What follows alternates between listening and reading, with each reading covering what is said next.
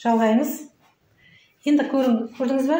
Жалпы айтады. Именно единое поле энергии и информации управляет всеми законами природы. Көрдіңіз ба? Мына поле тек қана природаның законына бағынады. Табиғат заңына бағынады. Түсіндіңіз ба? Ол адамның заңына бағынбайды мына жер. Түсіндіңіздер ме? Міне. Квантовое поле тек қана табиғаттың заңына ғана бағынады. Квантовое поле – это такое состояние, в котором существуют все возможности. Көрдіңіз бе? Сіздің бүкіл возможностың барлығы қайда? Кванттық әлемде. Мына квантовое поледе бүткіл возможностың бәрі квантовое поледе жазылып тұр. Қазір оны мен сіздерге қалай екенін түсіндіремін. Оны бірақ түсіндіріп жүрмін бұрында. Просто соны қайтадан естеріңізге түсіремін. В дверь квантового поля вы не можете войти как кто-то дейді. Көрдіңіз бе? Сіз мына квантовый полеңізге сіз біреу болып кіре алмайсыз. Алмаш болып кіре алмайсыз. Көрдіңіз бе? Директор болып кіре алмайсыз. Завуч болып кіре алмайсыз ол жерге. Президент болып кіре алмайсыз. Как кто-то кіре алмайсыз. Вы должны войти как никто дейді. Жаңа ешті хал дегенді айттым ғой. Никто. Ешкім емес екеніңді білген кезде ғана сен квантовый полеңе не істей аласың? Сәйкес түсе аласың. Только как осознанность дейді. Көрдіңіз ба? Сіз өзіңізді осознанностьпен деп есептеңіз.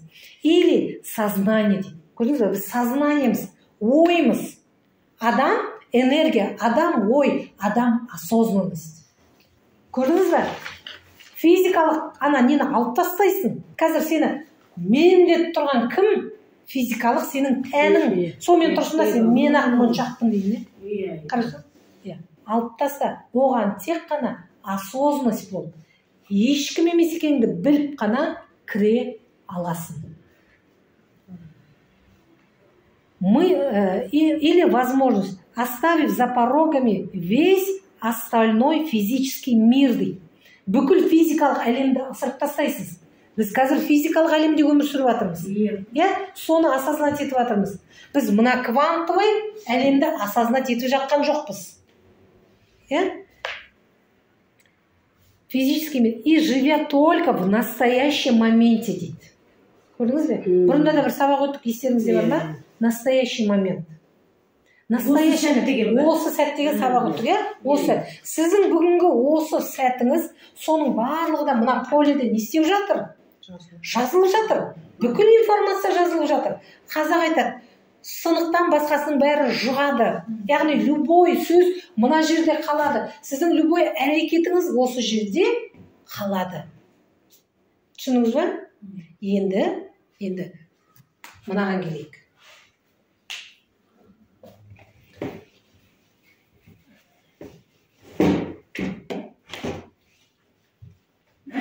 Біздерде бүкіл информация жинақталып қай жерде тұратын еді? Копчикте тұрады. Информация копчикте тұрады. Мынау біздің ой басымыз, басымыздағы мынау миымыз. Миымыз. Енді біз сырттан мына копчикте қазір кезде жұрттың бәрінің информациясы ескірді баяғы. Неше түрлі тазарған жоқпыз қазіргі заман, қазіргі уақыт, тазаратын уақыт. Өзі Алла тағала психологтарды көп қылып жатқан себебі айттым ғой, алдымызда адам дүнияға бәрі тойып болды, дүнияның ештеңе бермейтініне уже алдыңғы жағы түсініп жатыр адамдардың. Енді істеді? Болашақта алдағы 100 жыл адам жанымен алысатын заман. Көрдіңіз бе? Адам өзінің жанымен алысады.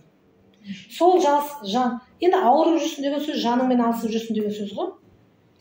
Жанымен алысқан заманда психологтар соған не істейді? Көмектеседі. Бұрын тек қана психолог деген мамандық болатын болса, қазір футуролог, нумеролог, астролог, кармолог, регрессолог деген мамандықтар шығып жатыр. Айттым ғой, біздің Қазақстан даму бойынша 20-30 жыл артта қалған. Уже осы мамандықтарды Ресейде институттарда оқытып жатыр.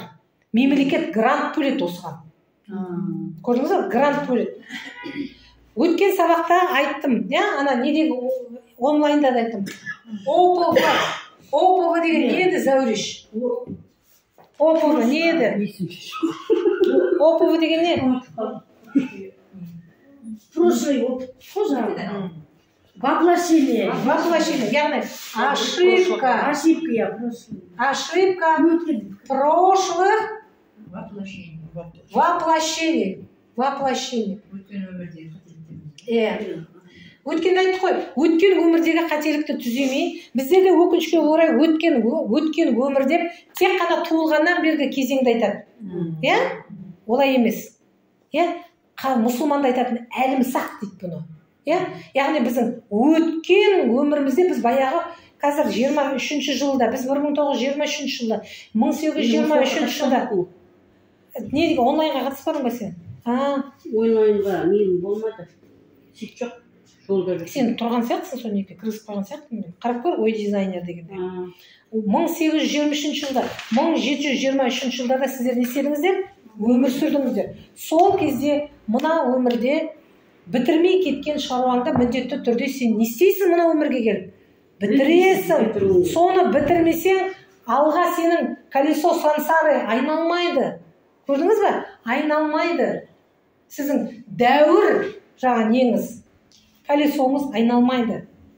Әр айда келуіңіздің мәні бар. Өткенде өттік қой. Сен келген жоқсың. Сол онлайндағы сабақ. Түсіндіңіздер ме? Вот соны, ертең соны білмейтін болса, ана адамдар тығырықтан шыға алмайды. Біздің Құранда да бедеп жазып тұр. Өлгеннен кейін қайта тірілетініңе сен дейді. Өлгеннен кейін қайта тірілетініңе. Өмірді тек қана бергі туылған кезден бастап қана не істемеу керек? Ойламау керек. Әлімсақтан бар екеніңді сен не істеуің керек? Білуің керек. Сосын Құранда бедейді. Менің мына пендем дейді, мына өмірде қалай болса солай жүре берем деп ойлаймын екен дейді. Көрдіңіз бе? Әрбір сіздің істеген ісіңіздің несі бар? Өтеуі бар. Есебі бар, дұрыс айтады. Өтеуі бар. Көрдіңіз бе? Сол айтқандай, қазіргі сәт сіздің бәрін жазып тұр. Міне сіз қазір білім алып жатсыз ба? Осы білім ертең сіздің алдыңыздан шығады. Дәл осы моментте сіз біреуді ренжітіп жатсыз ба? Дәл сол алдыңнан шығады. Дәл осы сәтте сіз біреуді ұрып жатсыз ба? Дәл сол алдыңнан шығады. Көрдіңіз бе? Дәл. Ал енді сіздің алдыңызда болашақ күшті болсын дейтін болсаңыз, біз не істеуіміз керек? Жақсы ниетте болу. Үнемі жақсы ой. Вдохновение. Көрдіңіздер ме? Постоянно вдохновение, благодарность, признание. Біреудің бір жерін көрдіңіз ба? Сәл, Зәуреш, сен қуаныштымын. Зәуреш шынымен де мысалы, Зәурештің бетінде бұрын әжім көп еді, бетіндегі әжімі тартылған. Мысалы, әжім көп еді. Мысалы, қарап тұрсаң да? Сол сияқты мысалы, Шолпан апайда да ерекше өзгеріс апайдың көзінен көрінеді. Апай бір деп отыратын еді.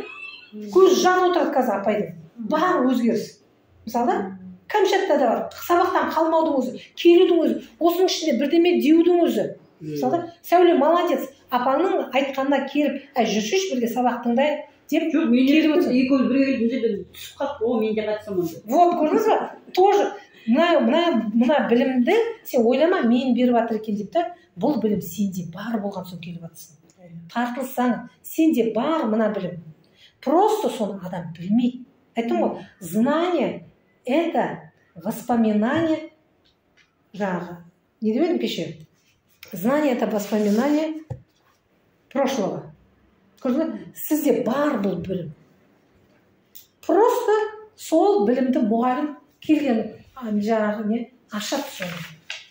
Сіздің егерде ішіңізде осы білім жоқ болса, бұл жерге ол адам келмейді. Бұл жерге келіп талай кеткен адамдар бар, күліп, қасқа не дейді? Баяғы өмір деп айтты, деп кеткендер бар. Мысалы, өлгеннен кейін қайта тіріледі деп. Вообще мұсылманда жоқ деп кеткендері бар. Құран кітабын оқыдың ба? Оқыған жоқ. Бірақ ана біреулердің айтқан уағызына тойып алды да. Ол уағызды оқыған адам, айтып жатқан адам да терең білім алған жоқ ол. Көрдіңіз ба? Үшінде біреу айтты ғой ана. Нұрсұлтан. Клубқа келіп не берді ғой? Ештеңе айта алмапты ғой сол кезде. Абайдың 42 сөзінен айтты. Сол Мұғалімдер бар ғой. Соны сөйтіп айтты. Нұрсұлтан бірдеңе. біреу кетті осы дүниенің басына бәрі шулап. Арада барған дүниенің несіне сөйлей алмаған дұрыс. Ашыла алмаған вообще. Айтқан сөзіне адамдар не болмаған. Вот көрдіңіз ба? Мен баста бардым, қолмен ішті. Адам көп, бірақ сол ашыла алмаған, дұрыс айта алмаған. Адамдардың несін басқансыз. Енді оны сен жаттап алып айтқан нәрсең адамға өтпейді қазір. Сен ананы айтқан нәрсеңді өзіңнен өткен кезде, көрдіңіз ба? Өткен кезде ғана ол екінші адамға жетеді. Сен алдай алмайсың қазір адамдарды. Мысалда? Көзі ашылып. Әсемнің қызы бар ма енді? Естідім мен. Білмейін деп өтеді. Енді не түсті десе, білмейін деп өтеді. Ол уағызшы ма, кім осы? Енді әркім өзінің деңгейіндегі адамға барып тыңдайды. Мысалы, тереңдігі бар адам келеді, маған келеді. Тереңдеу түседі. Тереңдігі жоқ адам, әркім өз жет деңгейі бар, сол деңгейде жүреді. Мысалы, әркімнің өзінің деңгейі бар. Оны бәлен түгенде ренжудің қажеті жоқ. Мысалы, сен оның сознаниясының деңгейі сол, энергетикасының деңгейі сол. Мысалы, нелерде жазылып тұрады, лампочкалерде жазылып тұрады ғой, 380-лік лампочка бар, 220-лық лампочка бар, 120-лық лампочка бар, міне сол сияқты әркімнің өзінің деңгейі, әркімнің жарығы әртүрлі. Көрдіңіз бе? Сол сияқты. Сол сияқты мысалы сәуле келіп жатсаңыз, значит сенде тереңдік бар деген сөз. Бұл менің сабағымда шамалы терең ойлап, ғылым біліммен жаңағы байланыстырғанды қабылдай алатын ғана тыңдайды. Мысалы, былай адамдар мені тыңдай алмайды. Сол сияқты біздің опыт прошлого воплощения. Ендігі психологтардың айтатын әңгімесі осы. Қазіргі адамдарға тек қана осыны айту арқылы ғана оны шығара аласың. Регрессолог деген сенің сол баяғы воплощениеңде кім болғанын таптырады. Оғанда білімің болмаса, одан кірген кезде шыққан кезде қатты қиын жағдайда болады кетсеңдер, ар жағында білімің болмаса. Сен шыққанмен, саған сол бойда басқа установка жасап беру керек. Адамда? Оны арғы мұғалім оны жасай алса, жасаған. Біздер регрессологсызда мысалы өзін емдеу өткенде типа тазаруда кірдік қой, сондайды. Қайта бір неғылу керек та. Сіз кешегідегі марафон қатыспай алдыңыз, арылуға. Күшті болып тұр. Не болып тұр? Айттым ғой, нағашым қайтыс болып. Бір көріп қалдым, марафон басталады дегенді. Или сен айттың ба маған? Айтқан шығар. Қалды да, соны мен қарасам уже, сонда үйге келіп, неғылып бәрі тыныштана қарасам уже өтіп кетті уақыт. Басынан бастап сразу кіріспесем, қиын болып кетеді екен. Сонымен, мына биополені өзгерту үшін біздің сырттан қабылдайтын информациямыз не болу керек? Жаңа болу керек. Көрдіңіз бе? Жаңа. Егер де жаңа атпасаңыз, сырттан информация тумайтын болса, баяғыдан бері мына биополеде жинады ғой, бір эмоцияларды жинады. Физикалық тәміз эмоцияны жинады. Көпчікте жиналып. Ол баратта сырттан новый вдохновение келмеген соң, баяғы ескі программаны не істей береді? Шығара береді. Ескі программаны шығарады. Мен аварийный режимде, мен стрессте жүрмін деп айқайлап жүресің, самом деле. Сен биополен сөйтіп тұрады. Сосын ойлайды, бұған стрессовый жағдай керек екен ғой дейді. Саған кілең стресске түсіретін ситуацияларды не істей береді? Тарту заңы кезіктіре береді. Ал жаңа таңертең тұрып, вдохновленная болып шықшы. Ашыла бересің. Өзі. Жаңа кім? Гүлжан айтып отыр ғой. Мен баяғыда уақытпен жүрің, самодисциплина деп айтатын едім, уақытпен жүрің дегенде мен түсінбейтін қалай уақытпен жүріп, уақыт жоспарлайды деген зат сонда дейтін едім. Қазір мен жоспарлауды үйрендім деп та. Өзі келтіре береді соған. Жайлап бір күн ежедневныйыңды аласың, уақытыңды белгілейсің уже. Баяғыда кез келген адамды тыңдап отырмайсың. Мысалда, біреуді деп тыңдап отыру нені білдіреді? Мені жаман деп ойлап қалмасыншы деп. Немесе мен сол адамға оны бүйтіп жіберуім керек қой, сөйтіп жіберуім керек қой, ол бейшараны. Сен құдайсың ба не? Өзің білімің жетпейді ғой?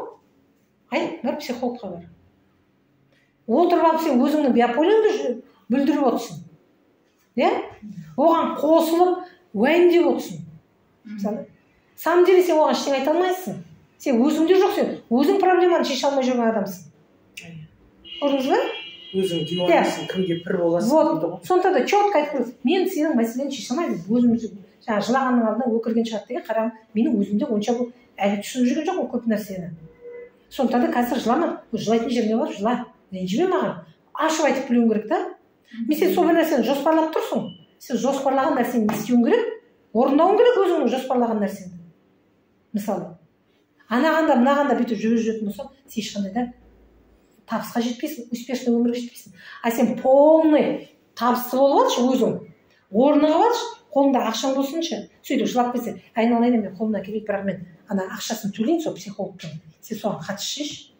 Немесе мен саған мына кітапты алып берейін, қатысып шеш. Немесе өзіңнің бір түскі ас кезіңде, әкел, мына жерде мен кафеде отырамын, екеуміз бірге түстенейік сол жерде. Менің счетымнан. Сол жерде әңгіме айтайық. Сен сондай әрекет жасай аласың да. Алша айтқанда деп отқанда өзіңде дамымайсың, онда не істемейсің, дамытпайсың. Сондай четкость керек, ясность керек бізге. Вот сонда адам алға дамиды. Түсінікті ме? Так, сонымен тоқ етер әңгіме, квантовое поле деген, яғни сіз өзіңіздің энергия екеніңізді білуіңіз керексіз. Өзіңіздің тұрған информация екеніңізді білуіңіз керексіз. Яғни энергияңызды өзгертуіңіз керек, информацияңызды өзгертуіңіз керек. Энергияны, информацияны өзгерту үшін сізге вдохновение керек. А вдохновение деген қайдан алуға болады? Вдохновение іштен аласың, ішіңнен ала алмадың ба? Оны тағы да байыту керек, табиғаттан аласың. Аспанға қара, көк аспанға қара. Керемет. Айналаңда адамдарға қара, қуан. Тірі жүргеніңе қуан. Вдохновениені өзің немесе бірдеме жаса. Жаз. Мен мысалы таңертең тұрып баяғыда ішімдегі мен благодарю дегенді жазып тастайтын дәптерлерім бар мен көп. Мәз боламын сосын да. Бірдемені творить еттім ба? Твори болшы. Қуаныш. Вот. Қуанышты өмір керек болатын болса, табысты өмір керек болатын болса, срочно неде квантовый полені өзгерту керек. Ауылына шығыс бар ғой, әсіресе Корея Клинический өлім керек шығар деймін, басындағы Енді қазір, тыңдайық, ары қарай.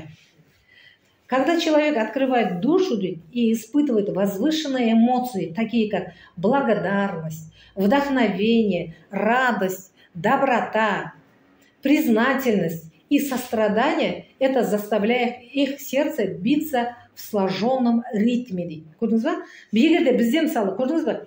Адамда чувство, сіз благодарный болсаңыз, қуансаңыз, сосын мына жердегі ең мен қазіргі көп адам ескере бермейтін признательность. Признание. Бірінші өзіңді признавать етуің керек. Қандай екенді признавать етуің керек. Жұрт мені пәленше депті, түгенше депті, деп анаған ренжіп жүргенше, сен ана ойыңды анаған жібермей, фокусты өзіңнің ішіне жіберуің керексің. Көрдіңіз ба? Сен ойды не істеп тұрсың? Тым жақсы беріліп тұрған ой, сен ойды алдыңда не істеп жібердің? Ана адамға беріп жібердің да? Ана адамға мен сен ойды сен не істеуің керек? Өзіңнің ішіне жіберуің керек. Признательность деген ең біріншіден өзіңнің ойындағы кемшілігіңді мойындап білуден басталады. Көрдіңіз ба? Біз мойындай алмаймыз көп жағдайда. Көрдіңіз ба? Одан кейін өмірімізде өзгерісті қабылдай алмаймыз. Мысалы, сіздер 3-4 жылдан бері сабаққа қатысып жатсыздар. Самом деле сіздер өзгердіңдер. Бірақ сіздер сол өзгерісті әлі қабылдай алмай жүрсіңдер. Қой, олай болу мүмкін емес қой. Немесе қорқыныш бар, қысқа мен сөйтіп кетсем қайтемін деген, да? Бірақ сіз айтпайсыз, түсінбейсіз. Бірақ сол бар сіздердің іштеріңізде. Түсіндіңіз бе? Өзгердіңіз сіздер. Өзгердіңіз уже. Бірақ соны мойындай алмайсыздар, да? Әлі социумнан шыға алмайсыз. Мысалы, мен сабағыма кетіп бір суретке түсірмеш дейді. Мысалы. Ал не сол? Сен кімнен қорқасың? Соны айтты. Сен қорқасың ба, жүре бер. Мысалы, вот өзіңді ашып, көрсетіп, нақты ішіңдегін айтып білгенде, біреулер сені жаман деді ме? Мен жаманмын. Айт, мен жаманмын. сенің жаман екеніңді сен мынандай жұрттың қолына билік беріп қойғансың да, сені жаман жақсы деп бағаңды беретін өзге біреу деп қойғансың да. Жұрт сені жақсы десе, онда сен жақсымын деп ойлайсың да. Көрдің бе? А самом деле адам өзі біледі кім екенін іші. Көрдіңіз бе? Ешкімге биліктеріңізді бермеңіздер. Мені жаман екен деп жағаласып жүреді қазір барлығы, қарасаң, бүйдепті, сүйдепті разборка жасап жүреді. Немесе соны дәлелдеп жүреді, мысалы да. Дәлелдеп ақ қойыңыз іштеңіз. Өзіңіздің кім екеніңізді іштей білсеңіз болды. Сіз соны дәлелдеймін деп, өзіңнің жақсы екеніңді әлемге жариялаймын, көрсетемін деп, басқа керек емес амалдар жасайсың да. Содан кейін сенің арман мақсатыңа қайдан жетесің? Сен просто ішіңден жұртпен жағаласып жүрсің. Жұртпен ұрсып жүрсің, сен іште жұртпен ұрсып жүрсің, былай бақылап көріңіздер өздеріңізді. Көрдіңіздер ме? Жүріп аласыңдар әркіммен ұрсып, дәлелдеп. Көрдіңіз ба? Сіздің энергияңыз өзіңіздің мақсатыңызға жұмсалу керек еді. Сіздің энергияңыз сондай керек емес нәрсеге жұмсалды. Конечно, сіздер мақсаттарыңызға жетпейсіздер. Мақсатына кім жетеді? Ысырып тастап, өзінің кім екенін білгенде, өзінің бойында қандай қабілет бар екенін білгенде, қандай қасиет бар екенін білгенде ғана адам алға дамиды. Түсіндіңіздер ме? Енді осы жерде көрдіңіз ба? Сіздің любой жаңа айтқандай эмоцияңыздан, енді мен мына жерде жақсы эмоцияларды айтып тұрмын, яғни благодатность, вдохновение кәдімгідей деп өзіңнің кеше мысалы марафонда Бақытгүлде вдохновение болып жатыр қазір. Айгүлде вдохновение болып жатыр, мен өзімнің кемшілігімді көрдім, сонда мен действительно ішіме жаман нәрсені сақтап жүр екенмін ғой деп Бақытгүл мысалы айтып жатыр ғой, өзі қуанып, Алла тағала мені сол сынақты не үшін берді, мені сол ішімдегін шығарсын, жаман ойды шығарсын деп, мен соған қуандым деп жатыр ғой. Мысалы адам қуанғанда, әрбір адам сенің бөлшегің екенін білгенде, әрбір адамның аузындағы сөз ол саған сені түзету үшін, жөндеу үшін екен білгенде сен не істейсің? Қуанасың.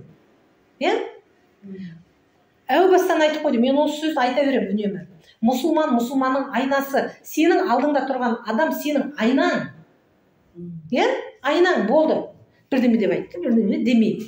Айнаң, өзіңнің пайдаңа асыр. Айттым ғой, бұрында да айтып, если вам судьба вручает лимон, дейді, превращайте ее в лимонад, дейді. Көрдіңіз ба? Міне, сізге біреулер жаман нәрсе айтты ма, жаман айтты ма, соны өз жағыңа бұрып алыңыздар. Пайдаңыз. Сен жаңа құрсын ол оңбаған деп айтты ма? Оңбаған ол, кәпір сондай деді ма? Мен действительно қай жерім оңбаған екен? Деп подсознаниеңе сұрақ қойсаң, айттым ғой, квантовый поле, бұл энергия және информация. Сіздің әлімсақтан келе жатқан информацияңыз ешқашанда жойылмайды. Түсініңіздер ме? Ешқашанда жойылмайды. Жер бетінде ағаш бар кезде, мына биополияны эзотерикада акаша деп айтады. Акаша деген сөз, ағаш деген сөз. Яғни сіздің мына әлемдегі бүткіл информацияны не жинап тұр? Ағаштар жинап тұр. Біз ағаштармен үнемі үздіксіз байланыстамыз. Түсініңіздер ме? Біз ағашқа не береміз? Көмір қышқыл газымызды береміз. Өзіміздің көмір қышқыл газымызды береміз. Өсімдіктерге. Түсіндіңіздер ме? Біз одан не аламыз? Оттек аламыз. Көрдіңіз ба? Біздің әрбір денемізден бір нәрсе шығатын болса, оның барлығында да информация шықты деген сөз. Түсіндіңіздер ме? Любой нәрседен. Мен қазір просто сіздің басыңыздан шығатын нәрсені айтып жатырмын. Келесі сабақтарда мен сіздің денеңізден шығатын белок, гормон, оның мәнін түсіндіремін. Белок, гормон дегенде тоже информация сыртқа шығып жатқан. Түсіндіңіз ба? Далаға шығып кетіп жатқан информация. Информация деп отқан сол сіздің бойыңызда қуат, күш. Белок, гормондарды, белоктардан шығып кеткен. Белок пен гормон. Біз әрбір сөйлеген сайын бізден бір нәрсе бетіп шығып атады. Әрине шыққанда ол көзге көрінбейді, бірақ не болып шығып атады? Не мынандай энергия болып шығып жатады. Түсіндіңіздер ме? Энергия болып шығып жатады. Енді білейді, человеку нужно ясное намерение. Бұны когерентный мозг дейді. Көрдіңіз бе? Ясный намерение, сізде нақты ниет болу керек. ясность болу керек. Кеше кім Бақытгүл неге ол эйфорияға түсті? Себебі ода ясность пайда болды. Көрдіңіз ба? Ясность пайда болды уже. Нақты ол айтып отыр. Мен уже ана Джо Диспензаны, кеше Джозеф Мерфиді тыңдап жатыр, Садгуруды тыңдап жатыр. Оның памятінде қалды баяғы. Мен мысалы постоянно өзім сабағымда Садгуруды айтамын, Джозеф Мерфиді айтамын, мысалы Джо Диспензаны айтамын. Оның санасында мынау қалып қойды. Енді барда аудиоларды тыңдаған кезде ол аудионы автоматически не істеп кетті? Түсініп кетті. Былайша қарап отырсаң, ол деген дұрыс мектепті де бітірмеген қыз, мысалы дұрыс білімді алмаңыз. Бірақ көрдіңіз ба, білім арқылы, мына сырттағы келген білім арқылы оның ішіндегі память оянды. Көрдіңіз ба? Ясность пайда болған кезде ана Садгурудың әрбір сөзін ол четко ловить етіп тұр. Көрдіңіз ба? Оның несі ловить етеді мына жерде?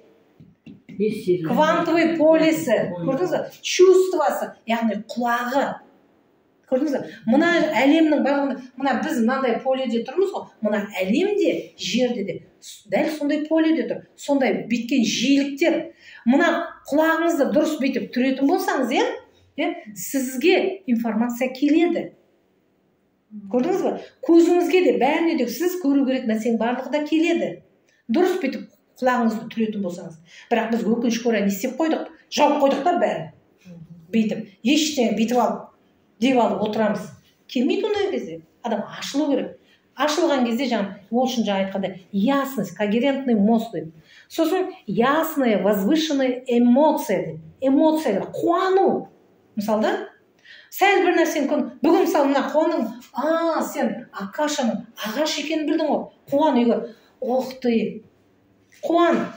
Көрдіңіз ба, бір білім алдыңыз ба, қуан. Бір киім алдыңыз ба, қуаныңыз. Бір жақсы сөз айттыңыз ба, қуаныңыз. Біреуді қуанттыңыз ба, қуаныңыз. Біз қуана алмаймыз, қуануға қорқамыз, ұяламыз. Күліп жүрсейші десе, құрсын жынды ма деп ойлайды ғой дейді. Біз әлі сол жұрттың несін ойлаймыз да? Жынды деп ойлай қалсақ айтем. Себебі біздің 18-19 ғасырда баяғы біздің керемет қазақтың халқын не істеді? Теріс қаратты, бізге теріс ұғымдар беріп қойды. Сіздер йога жасаған кезде түсіндіңіздер ғой көбің.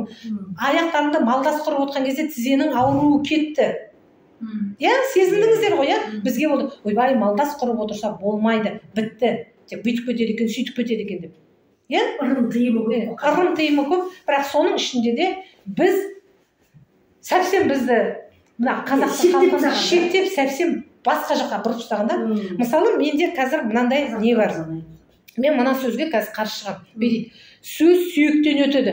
Бір өкпелеп жүреді, пәленше сөй деп айтты. Сөз сүйектен өтеді, менің сүйегімнен өтті дейді. Бар ғой? Әдейі десек қойған. Ал енді сүйектен өткізу сенің қолыңда ғой. Неге сен біреудің жаман сөзін сен сүйегіне өткізуің керексің? Басқа мағынада айтып тұр да, бірақ адам оны басқаша қабылдап тұр. Сөз сүйектен өтеді деген, ол жаңағы не ғой? Ол жақсы сөз сүйектен өтеді деген мағынада қабылдайтынды көрсетіп тұр оны. Өкпелеу мақсатында не? Біз оны не істейміз? Өкпелеу мақсатында. Жаңа айтқанда ясный умы жоқ, ойымыздың таяздығынан ана біреуді сүйектен өтеді, сүйегімнен өтіп кетті деп жүреміз да? Кез келген сөз, мысалы бір адамды бір түйір сөзбен тоқтатып тастап, ертеде би шешендер сөйткен ғой. Бірақ оны қазір мына өкпелегенді ренжіткенді айтып отыр, адам уақытталып кеткенді ұсақталып. Соны айтамын, дұрыс айтасың, өте ұсақталып кеткенді, сөзді сүйегіне өткізбек, ол сенің қолыңда тұр. Мысалы да? Соны айтамын. Мысалы, саған біреу не істейді? Жаңа тас лақтырады да, тасын қағып алды, болды, оған лақтырмай қой. Үйіңнің бір жерді забор қылып қалап қой. Айтты ғой? Садгуру айтады ғой. Садгуру үлкен ашрамын ашайын деп жатады ғой Индияда. Барлығы қарсы шығады, ой, біз бермейміз, жерімізді бүйтті сөйтті. Ертең келсе, Индияның киносында білесіңдер ғой, таспен кесектейді. Сонда айтады ғой, ана кісі айтады ғой, кесектей беріңдер дейді. Сендердің кесек дегендеріңнің кесек деген тастарынан Садгуру жинап забор жасайды дейді. Жасайды сөз. Көрдіңіз ба? Кесектей беріңдер, оған қайтама пайда, кесек жинап бересіңдер оған. Көрдіңіз ба? Біз не істеп жүрміз? Кесегін алып оған қайтадан кесек лақтырып, уақытымызды соған жіберіп сөйтіп жүреміз. Қабылдап, кіргізіп. Айту, мына адамның душасы, храм. Храм, өзінің храмы. Хромосома деген сөзді білесіздер ғой, Хромосома деген сөз от слова храм. Храм. Біздің ішіміздегі өзіміздің храмымызға сіздер кез келген адамды кіргізбесеңдерші. Түсіндіңдер ме? Кез келген адамды храмдарына кіргізбеңдер. Бәрі де сіздің қолыңызда тұр, оны кіргізу, кіргізбеу дегендердің барлығы да.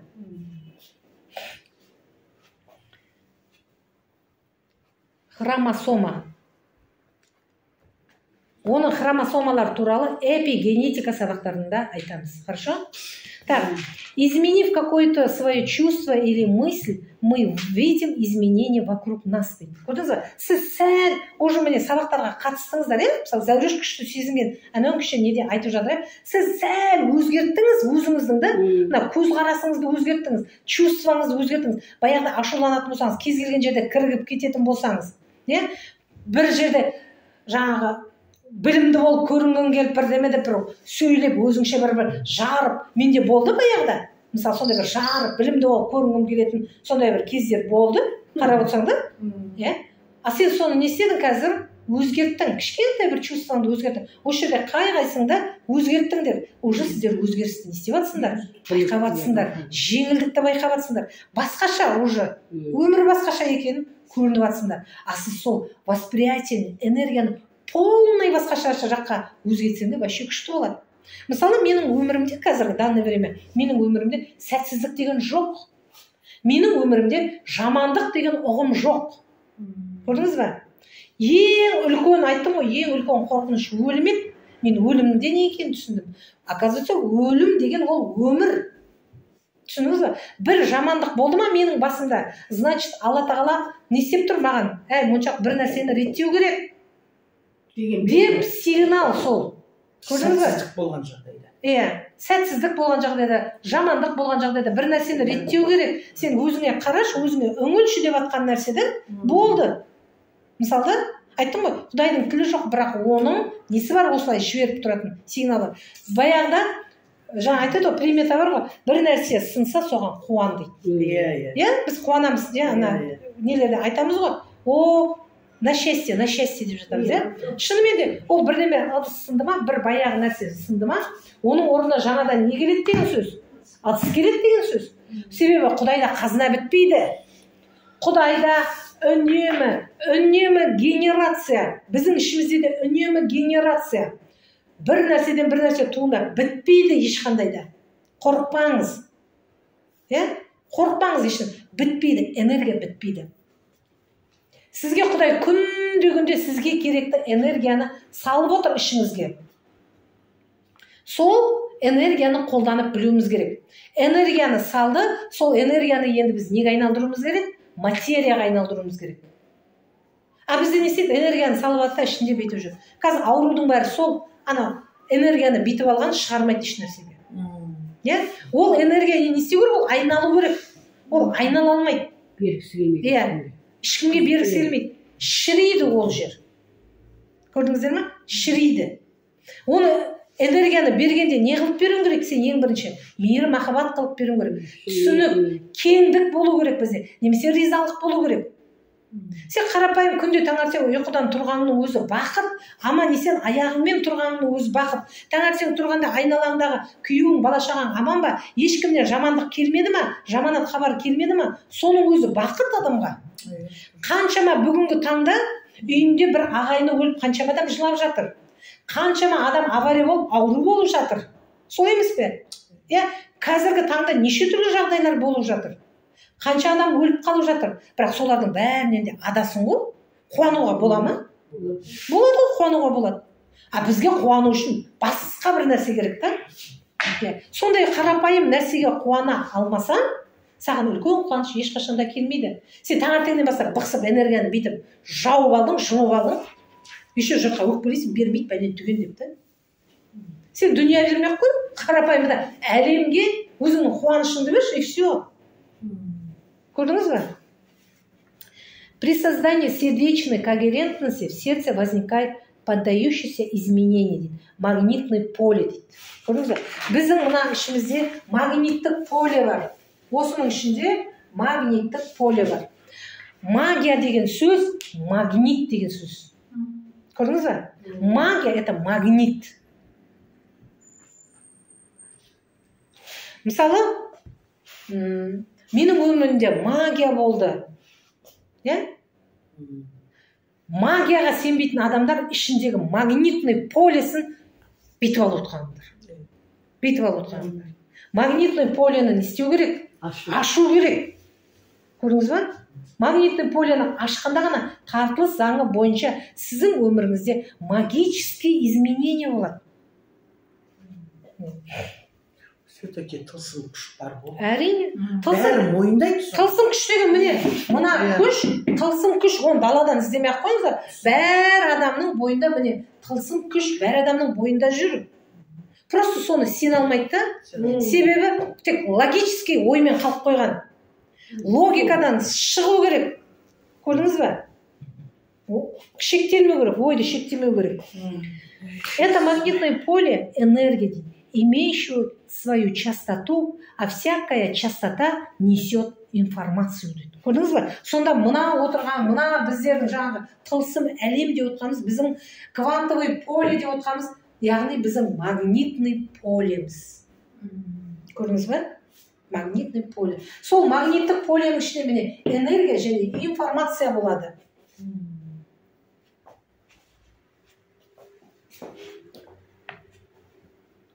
Енді осы жерде мен сіздерге сәл стресс туралы айтып жіберейін, да? Стресс болғанда қандай болады? С научной точки зрения жить в состоянии стресса означает выживать дейді. Режим болады, білесіздер ғой? Мына любой неде режимге қоясыздар, режим деген болады, Ана соковыжималка де, жаңа термомикс қолданасыздар ғой? Режим дейді. Режим деген сендер сок шығаратын режим, жаңағы не зат күрішті қайнататын режим, тағы бірдеме режим, немесе жаңағы неге программа, режим деп отқанымыз программа, көрдіңіз бе? Кімде стресс көп болады, сол адамда тек қана выживать етем деген ғана программа бар. Көрдіңіз бе? Программа выживания болды. Выживать етем деген. Әйтеуір тек выживать етем, әйтеуір өмір сүру. Әйтеуір өмір сүру, өлмеу. Әйтеуір тіршілік ету. Не надо выживать дейді, а надо жить дейді. Көрдіңіз бе? Выживать басқа, жить басқа. Көрдіңіз бе? А жить деген не? Жить деген таңертең қуану. Бүгін Гүлжан таңертең неге ана таудағы аспаннан әдемі бұлтты түсіріпті ғой? Көрдіңдер ма? Неде жібергенде, чатта жібергенде әдемі бұлтты түсірген. Көрдіңіз бе? Гүлжанның көңілі ашық, ол аспанда әдемі бұлтты көріп тұр. Көрдіңіз бе? Немесе мысалы мен өзім ана ай, күн, таңертең ана күнге қараймын, обязательно. Айға қараймын. Мен соған қарап қуанам. Залда? Мен тек қана тірлігім бүгін тамақ табу, ақша табу емес. Көрдіңіз бе? Қуану. Ай, күнге қуану. Себебі ай, күн, ол барлығы да біздің ішіміздегі не? Энергия. Жить ететін адам сөйте таңертең қуанады. Ана баласы күшті болып ұйықтап жатыр ма, қуанады. Жаным деп көрпесін үстіне жауып мәз болады. Таңертең тұрған адам, алла тағала рахмет, жұмысым бар. Әйтеуір мені күтіп отқан адамдар бар, рахмет дейді. Таңертең шаты, аспан бүгін керемет болып тұр екен, күшті, рахмет. Жаңбыр жауды ма, нұр жауды деп, рахмет деп эмоциясын, не істейді, күшті эмоциясын Құдайдың бергеніне қуанады да. Ана несі, мына жері тар адам не істейді, берген тек ақшасына қуанады да, қолына ұстап тұрған нәрсеге қуанады да. Болды, материалист. Қолында тек бүйтіп ұстап тұрған соған қуанады, болды. А бізде адамда ол екі жақты, екі энергия қатар жүру керек. И материальный, и рухани. Біз рухсыз болмайды. Көрдіңіз бе? Рухыңызды байтыңыз, рухты байтқанда сол міне әлемге қуана біліңіз. Ана ағаштың несін біліңіз, бір ағашқа су құйып кетіңіз. Қуаныңыз, ағаштың жапырақтарына қуаныңыз, көк аспанға қарап қуаныңыз. Жүріп жатқанда аяғыңызға қуаныңыз. ана кеше Бақытгүл жазып отыр, аяғыма рахмет айттым, көзіме рахмет айттым, ойбай о деп бүйтіп мысалы чатта ашылды, қуанып жатыр. Вот жить деген сол. Ол бірінші, оның алдында марафонда ондай емес еді. Иә. Білесіңдер ме, ең бірінші марафонда Ахмоншақ маған кешір деп айтса, мен қалай кешірем? Маған жамандық жасаған қалай кешірем деп жылағандарын естіріп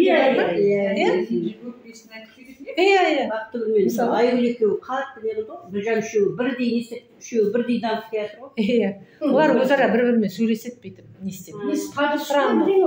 Жоқ, Бақытгүл мен Гүлжан подружка, былай ана Айгүл мен подружка. Айгүл енді Алматынікі ғой. Иә. Бірақ жайттым міне рухани әлем, иә, жақындатып жатыр. Рухани әлем жақындатып жатыр.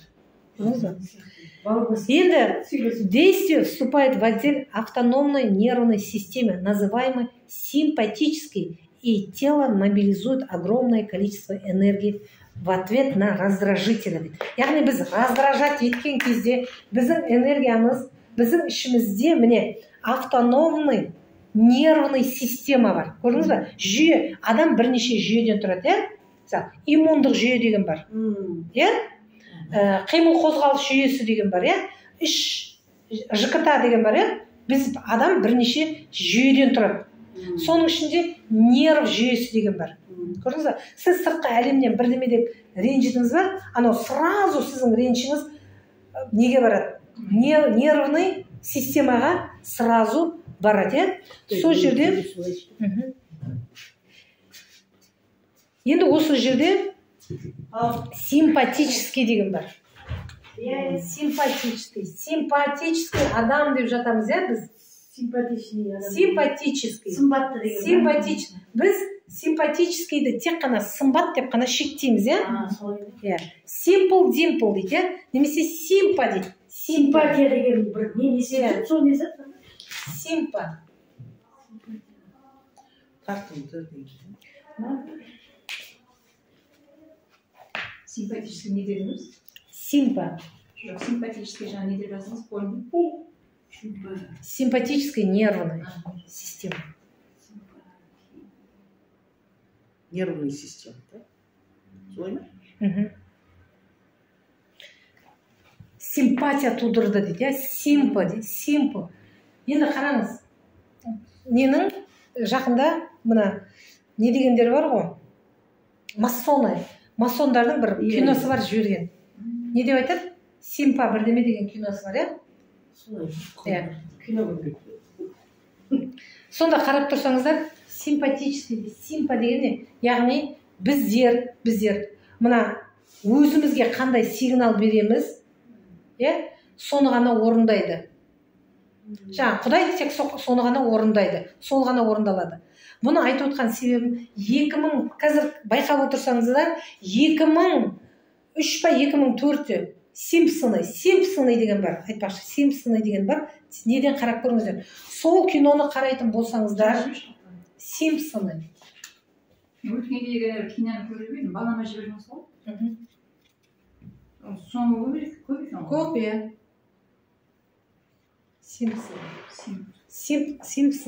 Симпсоны деген, яғни мына біздің қазіргі әлемді біздің әлемімізді бізге біреулер жасап беріп отыр. 2000-ші жылдары осы кино шықты. Осы кинода дәл қазіргі болып жатқан жағдайларды дәл сол кезде кино қылып түсірген. Көрдіңіз ба? Жаңа айтқандай, масондар, олар өздерінің арман мақсатын орындау үшін, осы әлемді олар жасады. Олар біліп отыр, сол құдіретті біліп отыр. Яғни барлық жерде информация. Енді не істеді ол? Мына киноны жіберген кезде біз ана киноны көреміз, ана кино автоматически біздің мына жерімізге не істейді? Жазылады. Жазылады да біздің өмірімізде сол өмір не істейді? Қалыптасады, орындалады. Олар Голливуд дегенде сол ана нелерге бағынады, масондарға болады. Олар өздерінің сол бірінші жаңағы әлемін жасайды да, олардың жоспары бар. 50 жылғы 100 жылғы жоспар бар. Олар не істеді баяғы кезде? 20 ғасырда біздер техниканың ғасыры қыламыз. Адамның барлығы да баяғыда біздерде күшті сенсорный қабілет болды адамдарда, иә? Баяғыда адамдар бір-бірін өзі емдеп алатын еді. Қолымен, биотоктарымен не істеп алатын еді? Емдеп алатын еді. Көрдіңіз? Көріпкелдер сіздің ішіңіздегі мына полені не істейтін еді? Көретін еді. Ал өкінішке орай, қазір біздерде адамдардың барлығы да сол қабілеттен не істеп қалды? Айырылып қалды. Біздер барамыз да, неге барамыз? Больницаға барамыз да, тікелей аппаратқа түсеміз. Қазір сол баяғы адамдардың қабілетін неге көшіріп тастады? Аппаратқа көшіріп қалды. Бұл тоже бизнес. Олар сондай аппаратты жасады, біздерді сол аппаратқа отырғызып тастады. Біз енді қазір адамдарды қарап отырсаңыздар, адамдар емделгеннен гөрі постоянно ана бір нәрсеге түсіп жүреді, УЗИ-ға түседі, анализ тапсырады. Анализ қарайған ақша, ол біреудің бизнесі. Аппарат біреудің бизнесі. Түсіндіңіздер ме? Ол соны шығарды. Ол әдейі 19 ғасырдың басында ертең осы аппаратты бүкіл әлем қолданатындай қылып шығарды. Бүкіл әлем қолданады деген сөз, оларға ақша түседі деген сөз. Көрдіңіз ба? Сондықтан да менің айтатыным, үнемі сіздерге айтатыным, мына керек емес ақпаратты тыңдамаңыздар. Сізге артық нәрсені тыңдамаңыздар. Сіз өз әлеміңізді жасаңыздар. Біз қазір самом деле масондардың создавать еткен Ротшилды дейді, Ротшилд. Сол Ротшилдардың создавать еткен әлемінде жүрміз. Көрдіңіз ба? Біз сол әлемде жүрміз қазір. А сіз өз әлеміңізді қалыптастырыңыз. Адам қаншалықты біреудің әлемінде жүретін болса, ол соншалықты ол адам оған не жүргізеді? Билік жүргізеді. Біз қазір қорқамыз. Біз әдейі қорқытады. Мына адамдар не істеп жатқан кезде өзі әдейі хабар жібереді, біледі, мына хабардың информацияның не екенін. Керемет сондай бір қасиеті бар екенін біледі да. Ойбай, жаңа бірдеме астероид түсейін деп жатыр екен дейді.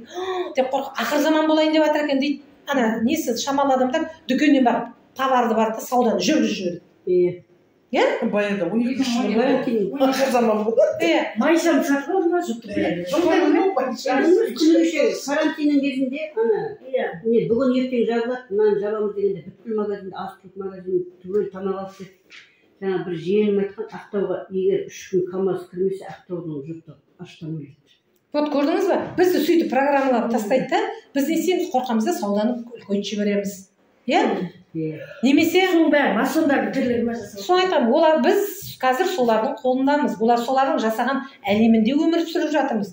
Мысалы, УЗИ болмаса, дейді қазірді, ана баланың жынысын анықтау керек дейді. Анықтамай қой, неге анықтайсың оны? Саған бәрі өлесі кім туылғанда? Ұл ма, қыз ба? Барады да неге түседі? УЗИ-ға түседі. УЗИ-ға әрбір УЗИ-ға түсті деген сөз, УЗИ-ға түскен кезде ана баланың информациясы жойылады. Бір информациясы жойылады, екінші информация, үш информациясы не істейді? Жойылады деген сөз. Информация жойылды деген сөз. Сіздің бойыңызда күш, қуат кетті деген сөз. Көрдіңіз бе? Ауру, әлсіз, энергетикасы жоқ. Лучтан ба? Лучтан. Көрдіңіз бе? Лучтан. Бұрында ешкімді де боғына қарап анықтайтын еді. Сенің көзіңе қарап анықтайтын еді. Сенің тамырының соғысына қарап анықтайтын еді. Көзіңді бит жіберіп анықтайтын еді. Дәрігерлер түсеміз ғой, флюраға түскен. Сол неше деді, қай адамның қанша жыл өмірін қысқартады деді. Бәлем-бай өмірін қысқартады. 15 минут па адамның өмірі қысқара береді. Біз көрдіңіз бе? Біз солардың әлеміне бірақ заставить етеді. Бізді заставить етеді. Көрдіңіз бе? Бізді заставить етеді. Мысалы, қарап отырсаң. Ал, есе енді қорқақ болатын болса, қорқақ болсаң адам ауру бола береді.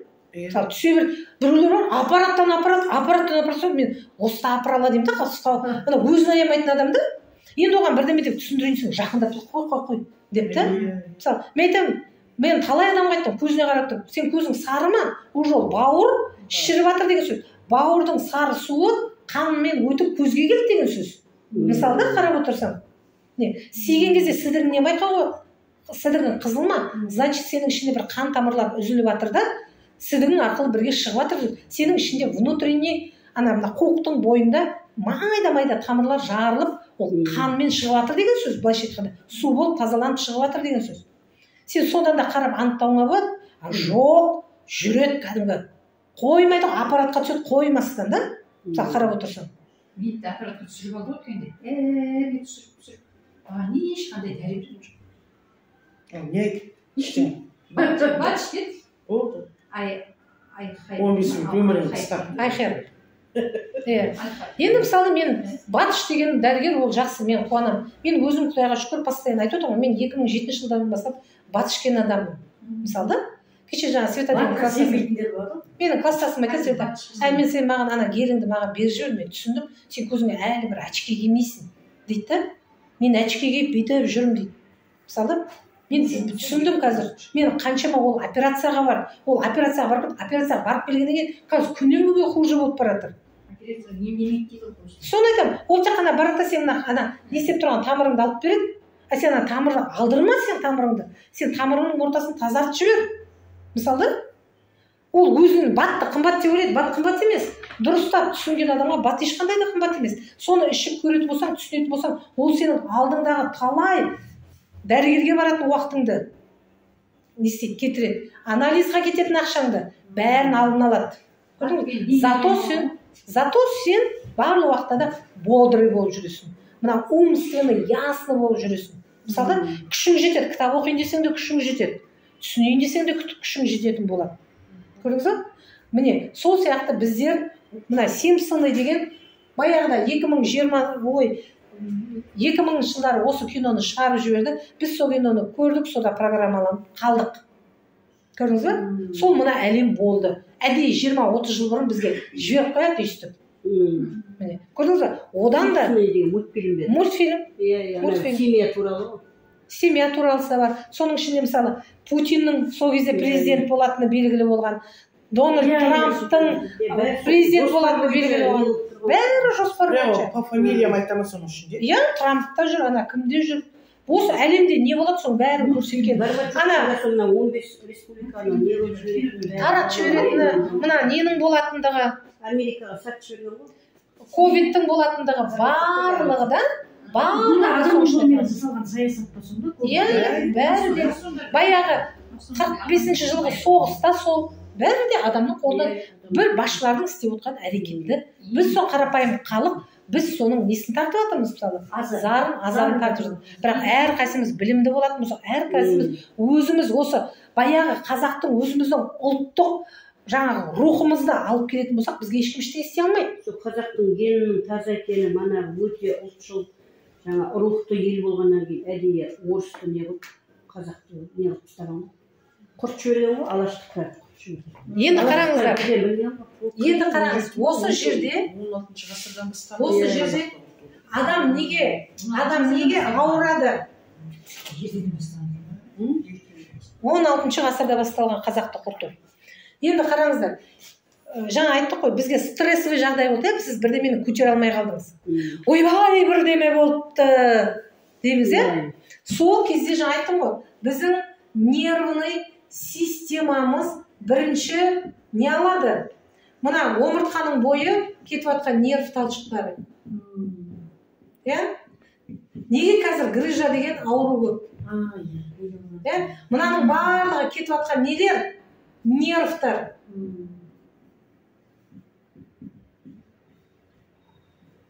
Мынаның бәрі автономный нервный система мынау. Омыртқаның бойы, мен айттым ғой, сіздер лазда жұмыс жасағандарыңыз бар ма? Лаз дегенді көргендерің бар ма? Связьді жасағандарың бар ма? Связьда мынандай кілең бүйтіп жүйе тұрады, сол жүйеден кілең не кетіп жатыр? Тармақтар, тоқ кетіп жатыр. Түсіндер ме? Свет, тоқ кетіп жатыр. Біздің омыртқамызда сол автономный нервный системаның ошағы. Көрдіңіз бе? Енді не істеді? Мына жерде сіздің мозғыңыз жоғарда сіздің мозғыңыз бір хабарды естіде шок болды. Не істеді? Сол кезде мынаның бәрі қозғалды. Бәрі жақ. Біздер бірде болған, не істейміз деп қалдық па? Мына жерде айтып жатыр. Не істейміз. Мынаның бәрі. Көрдің бе? Не істейміз деген кезде мына жерден бізден гормон шығып кетеді. Көрдіңіз бе? Көз жас болып шығып кетеді. Немесе біреудің выделение болады, біреу сиіп қояды, жаңағы біреудің іші өтіп кетеді деген сияқты, біреуден қан кетеді, иә? Немесе біздің ішімізде шықпай қалып жатқан қаншама нәрсе бар, иә? Енесі сол жинақталған нәрсе кетіп қалды, енді мына жер үңірейіп қалды. Сосын айтады, енді біз өмір сүруіміз керек қой ары қарай. Солай емес пе? Барады да ми айтады, мынаның орнын толтыру керек. Енді қайдан толтырады? Мына костная система деген бар, сүйек. Иә? Сүйектің жүйесі бар, сүйек жүйесі бар, иә? Сол сүйекте барады да, сүйек біздің складымыз. Сүйек склад. Есіңізде болсын. Сүйек склад, сүйек информация. Барады да дейді, енді біз өмір сүруіміз керек қой, выживать етуіміз. Барады да айтады, складтан барып, не алып кел дейді, мынаның орнын толтыр дейді. Иә, сен барасында складтағы нәрсені барып не істей береді? Әкеле береді. Сөйтеді, мына жердегі қор не қыла береді? Азая береді. Сүйектің беріктігі кеткен сайын сүйек отыра беретін болады. Көрдіңіз бе? Отырады да, енді сүйектің ортасында не бар ғой? Жаңағы сіңір бар ғой, сіңірлер кетіп қала береді. Көрдіңіз бе? Ол гибкий бүйтіп қозғалып тұратын нәрсе, енесет ол қозғалмады, кетті, сүйек сіңірлер кетіп қалды. Көрдіңіз бе? Сіңір деген жидкость. Жидкость деген информация. Көрдіңіз бе? Информацияның ішіне бізге керекті күш, қуат кетіп қалды. Енесет жидкость кетіп қалғанда сүйек ұлпалана береді, отыра береді. Грыжа деген содан болады. Сүйек бірін-бірі жейді. Көрдіңіз бе? Міне, біздің қорымыз негізгі сүйек. Ата-бабамыздан келе жатқан информация, күш, қуат, баяғы, айтады ғой, баяғы қазақтың нелерін көрсетеді ғой, музейге барғанда, мен ана Петропавловскіге барған кезде музейді көрдім, музейге барған кезде баяғы батырлардың аяқ киімі бар ғой, мынандай аяқ. Етігі мынандай етік, мынандай. Алып болды адамдар баяғыда. Мысалы, Қожа Ахмет Яссауидің басына барған кезде, ана несін қараңыздар, үлкен ұстайтын ағашы тұр, нән ұстайтын ағаш. Сол ағашты баяғы біздің батырлар ұстаған, нән ағаш, ана тұрған нән ағашты жауға шаққан сонымен. Мысалы, сол Абылай хандікі деп педі, сол тұр міне ағаш. Сондай ағашты көтерген. Көрдіңіз бе? Сонда не істеді міне? Біз ішіміздегі қорымызды, энергиямызды далаға шаштық. Қорқақпыз, қорқа береміз. Әрбір қорққан сайын бізден бүйтіп кетеді. Әрбір қорққан сайын кетеді. Далаға кетіп жүр. Оның орнын біз қайтадан толтырып жатқан жоқпыз. Қайтадан күннен күнге қорқыныш. Ал неден қорқасың? Мысалы қарайтайық, өлімнің өзін айтайық, қарапайым өлімді айтайық. Айтты ғой, өлім деп отқанымыз самом деле, ол қайтадан не қылу? Тірілу. Өлу деп отқанымыз қайтадан тірілу деген сөз. Соны түсіну керек. Адамның тәні өлгенмен, адамның ішіндегі жан, рух өлмейді. Ол информация, ол ұшып кетеді, болды. Қайтадан сен анаңның ішіне түспей тұрып, ол информация әкең мен шешеңнің айналасына бүйтіп жүреді екен. Сол информация бойынша сен не істейсің? Келесің. Бірақ бұл сабақ, информация болып түспей тұрып, әке шешеміз айналасында жүреді, біздің энергиямыз. Иә. Ол бөлек сабақ. Хорошо? Ол бөлек сабақ. Бүгінге не істемейді. Жаңа алып адам дегенде баяғыда әжелеріміз айтып отыр. Кейін дейді, ақыр заманның кезінде адамдар бетегеден аласа деп, солай болады деп сөйтіп. Сосын білесіңдер ме, мультфильмдар болды ғой? Лилипут, гномдар деген. Көрдің ба? Сол мультикті, значит, не қылған, сол болашақты көрсетіп тұрған зат болып тұр ғой. Уже біздің 3-4 поколениеміз бойлары мынандай болатынша. Күннен күнге температура сақтап, қазір ұзын бойлы жігітті табу аз. Дені сау жігітті табу аз. Қарап отырсаңыз да. Енді қараңыз. Иә, сондай ғой. Бұрында 3 метр болған дейді ғой. Көп метр 70-ге келеді ғой. Ер адамдар. Иә, рең саған 75-80, 180-ді көрдім. Енді қараңыздар, осындай үнемі біздер қорқыныштан стрессті жағдай болады да? Яғни көзің бақырайып, жүрегің қатты соғып, сондай бір жағдай болады ғой, сонда бізден айттым ғой, энергия кетеді. Бұны бұл экстренный состояние деп айтады бізде. Экстренный состояние, да? Үнемі қорқынышта жүрсіз деген, значит, сіз экстренный состояниедегі неде жүрсіз, сол шұғыл ма қалай? экстренный состояние, да, мысалы. Немесе бұны бүйтіп айтады, да, но никакой природный организм не в состоянии выносить жизнь в аварийном режиме. Аварийный режимде жүрсіздер. Көрдіңіз бе? Қорқу деген сөз аварийный режимде жүр деген сөз. Түсіндіңіздер ме? Енді не істейді, ана сізде қалыптасып қалды, уже бір сөз баяғы мамаңыз бар, бала шағаңыз бар, қорқытатын, ой, әке шешеңіз кішкентай кезіңізде қорқытты дейік, иә? Қоғам қорқытады, мұғалім қорқытады, иә?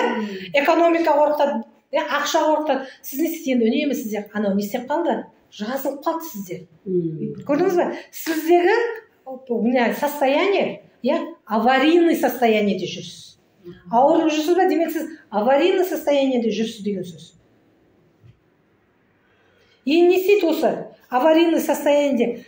Ана іштегі нәрсені жөндеуге кете береді да, энергия. Негізінде ол энергия творческая энергия болу керек еді, ол іс тігу керек еді, ол ән айту керек еді, ол би билеу керек еді, ол етік тігу керек еді, иә? Ол бала оқыту керек еді. Көрдіңіз бе? Ол күшті қылып тамақ, ол творить ету керек, ол творчество еді. Сіз не істедіңіз оны? Постоянно енді ана энергия мына жаққа шығармаймыз, ол аварий, ол күтіп тұрады. Қазір мына бірден оқып точно, мен сол кезде оны сақтауым керек деп жүреді да сен энергия. Көрдіңіз бе? Солай сіздің квантовый полеңіз аварийный режимде қалып қойды деген сөз. Сіз қазір ауырып жүрсіз бе? Сізде стресс болып жүр ма? Қазір аварийный режимде қызылы жанып жүрген адам көп. Ауырып жүрсіз бе? Демек қызыл кнопкаңыз жанып жүр деген сөз. Көрдіңіз бе? Жасыл жақ қою жоқ всегда. Иә. Ал жаңа айтайық, жақсы да? Қорқыныштың соңы. Жақсы. Қорқыныштың соңы не оконцовкасында? Өлім ғой? Жақсы, өлім оконцовкасында. Бәрібір өлсін. Иә. Бірақ сен соны саналы түрде түсінсең, өлмейтініңді саналы түрде түсінсең, сен ештеңеден де қорықпайсың. Өліктің өтсекте қолымыздан ештеңе келмейді. Соны айтамын. Алатын жерде. Мен сол өлімді мойындадым ғой, мойындадым. Мен балаларыма айтып кетемін. Мен өлсем де сендердің жандарыңда. Мен сөйтіп, айтып кетемін балаларыма. Өлсем де мен сендердің жандарыңда боламын. Қиналсаңдар көмектесем. Келем. Көрдіңдер ме, міне, бізге осознанность керек. Адам осознанно болғанда адам қорықпайды, өзіне сенімді болады, ештеңеден қорықпайды. Көрдіңіз бе? Талпаның мышлениясында болмаңыздар. Талпа қорқытады, сол талпамен бірге қашу болмайды. Бәрі қашып отса көрейік енді, бақтар өкел, не істейді дейсің, көрейік енді. Көрейікті бәріміз қаша беріп не істейміз, сонда мұнан бәрін тастап кетеміз бе әлемді? Ал көрейікті деп тұрыңыз. Мысалы мен постоянно сөйтем, сол жайтып, мен негізі бұрыннан табиғатым сондай екен, қарап отырсам да, жаңағы бірдеме болса тобығынан не істемейді дейді ғой, тобығынан не болса да тобығынан келмейді деп айтады ғой. Иә. Тобығынан келмейді деп, море поколением дейді ғой. Олар негізінде солай. Мен ойлайды ол, жаңағы, не самом деле ол похистік емес, просто мен не болар екен деген менде не бар да. Көрдіңіз ба, менде ол мен баяғы бұрынғы прошлый опытымда, значит, менде білім болды да. Көрдіңіз ба, білім болды менде. Мен спокойно болып білдім. Мысалы да, сол менде қалып қойды. Сол менде қалып қойды да, мен мына өмірде қазір маған море поколение сияқты. Ол самом деле море поколениялық емес. Просто осознанность. Иә, сен уже түсініп тұрсың. Мына жамандық деген болмайды. Мына адам өлетін кезде де не? Аварияға түсіп өлгенде, біз қиналады деп ойлаймыз ғой, оказывается, бізде ана не бар екен, ішінде система бар. Мен баяғыда аппаратурам болды ғой, ансамблім болды, ән айтып жүрген кезде, ана аппаратура күйіп кететін кезде ішінде предохранитель деген бар. Иә. Көрдіңіз ба? Бізде де бар сонда предохранитель. Қатты қиналған жерде бізді үзіп жібереді, болды. Сен уже ешнәрсені білмейді. Ана предохранительде сондай қызмет атқарады. Біздің ішімізде сондай қызмет бар. Біз әлі ондай болған жоқ. Бірақ ойлаймыз да, мама деп қорқыныш. Біз өзіміз не істеп алдық, мына жерге квантовый полемізге жазып алдық жаңағыны. Сол анау жазылып қалды, енді квантовый поле ойлайды, бұған аварийный режим керек дейді, үнемі. Иә? Сосын үнемі сізді аварийный режимде, өзіңіз тарттыңыз әлемге, мен аварийный режимде жүрмін дейді да, маған аварийный режим керек. Сосын постоянно сізге аварийный режим тартыла береді. Соны білмейді адамдар. Вот көрдіңіз, ішіндегі тоқ етер нәрсе, адамдар, мен өзімнің сабағымда неге мен адамдарға биополе туралы айтамын? Ол қиын нәрсе емес, мынаны жұрттар қиын деп ойлайды. Мен жаңа физиканы ғылыммен байланыстырамын десем ойлайды да. Мысалы, мен сіздің мынаның ішінде бар қиын нәрсе айттым ба? Түсініксіз. Бәрі түсінікті ғой, солай емес пе? Ғылымнан ясность деген осы. Мен өз басым шын мектепте физиканы оқыған жоқпын. Честно признаюсь. Физика, химия, биология терпеть не могла. Оны неге терпеть не могли? Потому что сізде жақсы маман болған жоқ. Өмірмен байланыстырып білетін мұғалім болған жоқ. Мұғалім болған жоқ. Егер де соны байланыстырып білетін мұғалім болғанда, Ұлжан апайдың күшті түсіндірген арқасында физиканың заңдылығының барлығы мына жерінде қалып қойды менің. Қазір мен любой ананы оқып отырамын ба? Мен мысалы Джо Диспензаның мына кітабы научный кітап. Көрдіңіз, ол көпшілікке оқуға арналмаған. Бірақ мен сол науканы түсінемін, себебі менде фундамент бар. Баяғы апай ұстазы жақсының ұстамы жақсы деген мұғалім күшті орыс тілден буревестник нені түсіндірген Майра Абдрасиловна деген керемет түсіндіретін орыс тілден. Тарих сол апайларымыз. Мен қазір тарихты мысалы көзім жұмып айта беремін. Жақсы көремін да, себебі қызықтырды біз оқушы кезімізде. Ана үш предметтің действительно мұғалімдер. Енді сонымен квантовый поле деген түсіндіңіз бар ма? Кванттық сана деген түсіндіңіздер ма? Яғни кванттық сана деген сіз мына басыңыздағы санаңыз, ойыңыз мына айналаңызда жүретіндігін естуіңіз керек, сезінуіңіз керек. Квантовый скачок деп айтып жатқанда сіз мынаны өзгертіңіз, тез арада өзгертіңіз. Сізде өзгеріс болады деген сөз. Бірақ мен оған келіспеймін. Мысалы, себебі бірден шығарып жібергенмен, бірден байып кетіп жатқан адамдар бар. Бірден байып кеткен адамның соңы үлкен ауруға, немесе бір қасіретке ұшырайды. Қызығушы. Негізінде дүниеге қызық болу керек. Дүние саған өзі келеді. Мен бүгін таңертең осы кімнің кітабын тыңдап шықтым. Сонда айтады, ең бірінші мудрость болу керек. Мудрость. Жарик мал. Бірінші сізде даналық деген тұру керек. Мудрость болу керек. Мудрость болған кезде сізге бәрі де жетеді. Сіз барына риза болып білесіз. Көрдіңіз бе? Ешкіммен жарыспайсыз. Ана үйін бүкіл дүниямен толтырғысы келетін адам, самом деле, рух аш адам. Сонымен бүйтіп, соған риза болып отыратын адамдар бүйтіп. Одан шектеліп шыға алмайды. Ойындайсың ғой, да?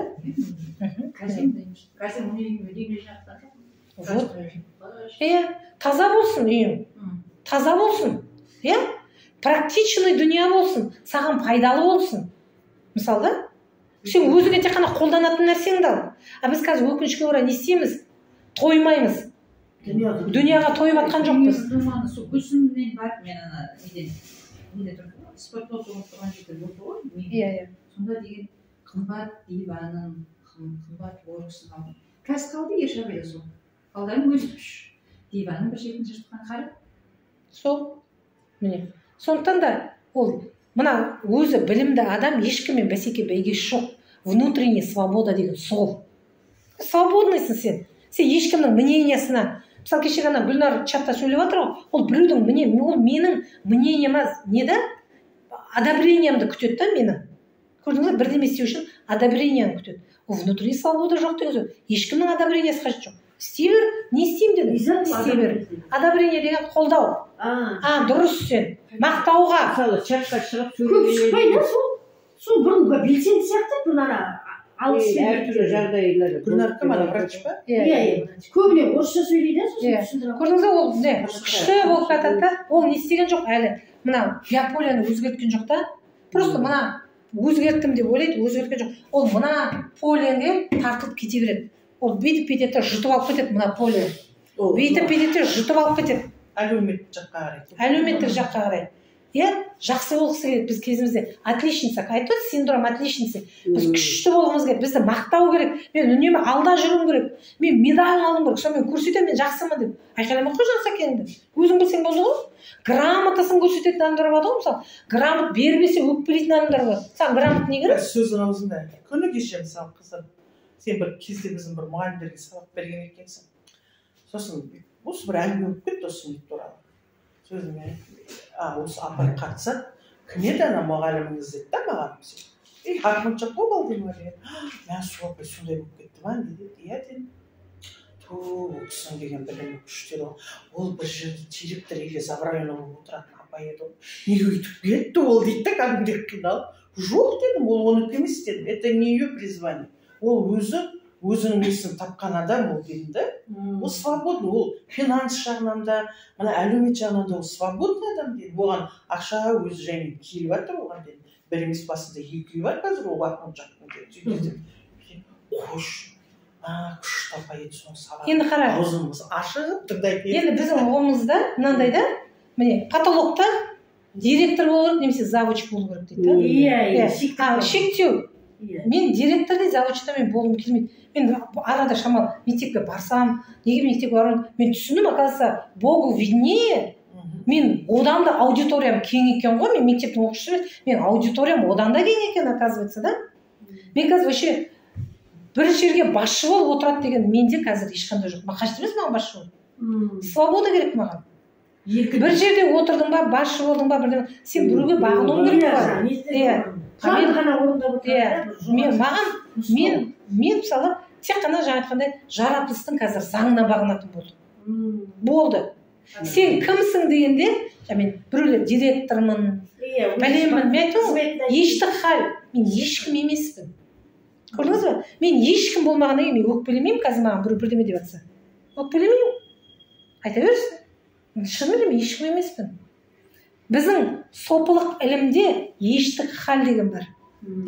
Адам ештік халді түсінгенде, өзінің ешкім емес, топырақ екенін түсінген кезде, оған еш нәрсе де қажет емес. Бірақ Құдайдың саған берген бойыңда несі бар? Қасиеті бар. Сен мына өмірге келдің, мен сол қасиетті ашып кетуім керек, мен беріп кетуім керек. Мен түсіндім, мен Құдайдан жаңа не алатын едім деп. Ең бірінші 18-ші жылы құдықтан су алып жатқан кезде мен су деген құдіретті түсіндім. 2018-де. Су деген құдіретті түсіндім ең алғаш. 2008 жылы чоты мына әлемде жұрттар дұрыс түсінікпен жүрген жоғау деген ұғымды мен сол кезде алдым.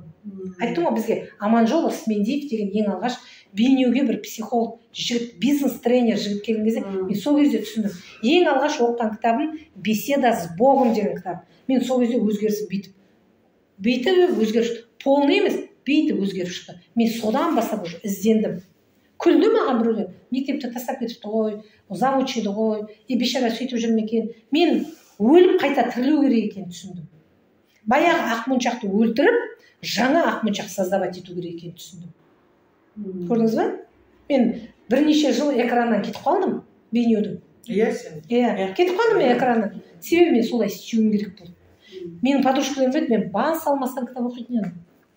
Бәрін оқыдым, жаздым, анализ жасадым. Мысалда, бәрінде.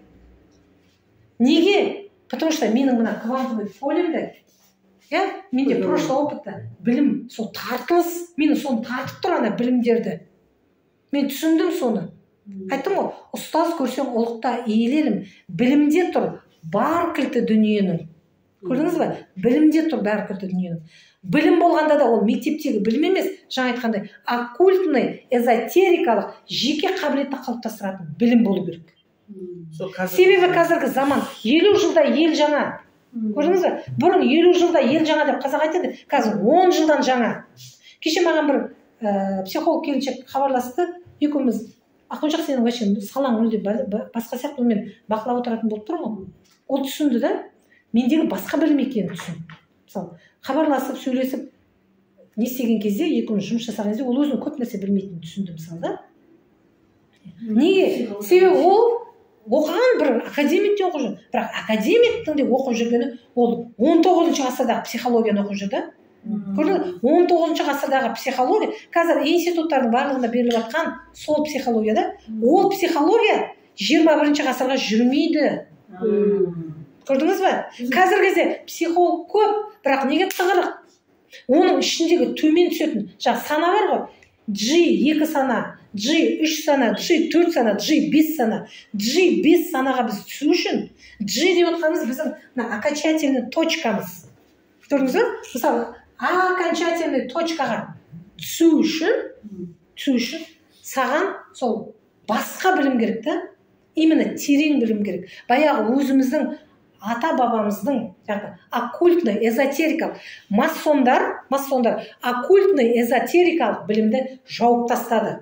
Ана Тибеттің басын барып талқандады. Баяғы Гитлерді қарайтын болсаңдар, Гитлерлер соның басын талқандады. Біздің молдаларды талқандады. Білесіздер ғой, қазақтың ишан молдаларын талқандады, мешітті талқандады. Неге? Себебі адам осындай оккультный, эзотерикалық білімді білетін болса, жаратылыс сырын білетін болса, онда олар бір адамға не істемейді? Бағынбайды. Онда олар тек қана Құдайға бағынады. Оларға Құдайға бағынатын адам қажет емес. Оларға өздерінің андай потребительский мышление бізде употреблять дейді ғой, употреблять болып кеткенбіз да қазір. Біз тек қолдана берсек, ала берсек, бүйте берсек, сөйте берсек, іше берсек, жей берсек, анау бірдеме шығарса, ананы алу керек. Мен қызым айтады, мама біреу трендке мынандай шығарып, сондай жейді. Айтамын сен, біреу мынаның сыртын басқаша қылып өзгертіп шығара береді да. Қазіргі жастар қарасаң, соны пайдаланып, ар жағында өзегі бір нәрсе, бәрі бір нәрсе. Баяғы оливье салатты әркім әртүрлі, біреу былайға, біреу былайға, ар жағы бір нәрсе. Самом деле, құрамы бір нәрсе. Бірақ оны түрлендірді, оны біз түрлендірген жаққа жүре береміз да. Соны жемесек болмайды, алмасақ болмайды, соны кимесек болмайды деп, ақшасын бәрін шашып, жарысып, жағаласып жүр да. Қарап тұрсың. Мына сөздің несі бар жаңағы.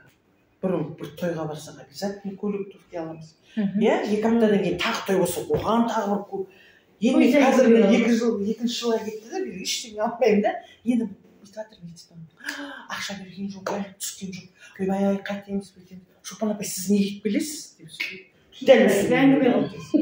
Дәл осы күймен келіп біраз. Қойды шапай. Мүмкін емес, сіз олай келуіңіз дейді.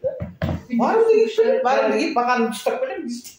Сендер үйдегі сұңғытсек, мұғалімдерге көлек түсек. Бәсеке болып тұра. Сондай бағана қазір маған да ол бір фобик сияқты бірінші дайындалып, құдай туфлимен жауып, неміз кофтамыз мынандай болсын деп сөйтіп жүрдік қой баяғы. Қазір ол жоқ менде. Қарапайым. Көрдіңіз бе? Барыңызды пайдаланыңыз, бірақ алдыңызға мақсат қойыңыз, өзгеремін деп. Дүниямен жағаласып жүріп, адам өзгере алмайды. Айтып отырмын ғой, мына баяғы болмысты өлтіру керек. Баяғы алмашты өлтіру керек. Баяғы кәмшатты өлтіру керек. Сонда бір қайтадан жаңа адам пайда болады. Мен шала жансар қылып отырмын. Баяғы алмашты көрмейді. Дұрыс, өте жақсы. Сол мен әлі өлтіремін шала. Так, енді оны қарапайым тілмен алғанда, бізде қарапайым тілмен алғанда кванттық поле деп отырғанымыз, біз физикаға келуімізге тура келді. Иә? Физика.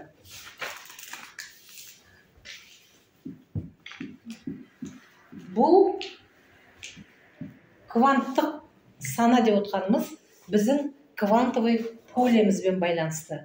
Квантовый поле. Біздің биополеміз бұл осы квантовый поле. Түсіндіңіз бе? Квантовый поле. Квантовый поледе энергия және информация болады. Квантовый поледе энергия және информация болады.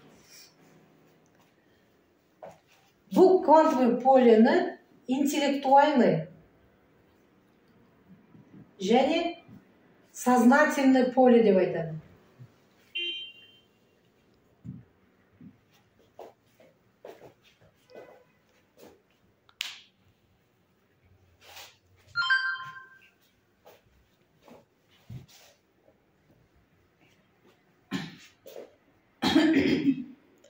Яғни біздер квантовый поле деп отырғанымыз өзіміздің бұрында айтып жүрген кәдімгі биополиңіз. Түсіндіңіз ба? Биополиңіз. Енді қараңыз, сіздің биополиңіз сізге көріне ме?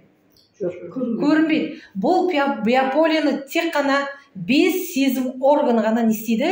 Сезеді. Сіздің 5 сезу органыңыз ғана 5 сезім мүшеңіз. Сіз оны көрмейсіз. Бірақ бұны сіздің 5 сезім мүшеңіз естейді, сезеді.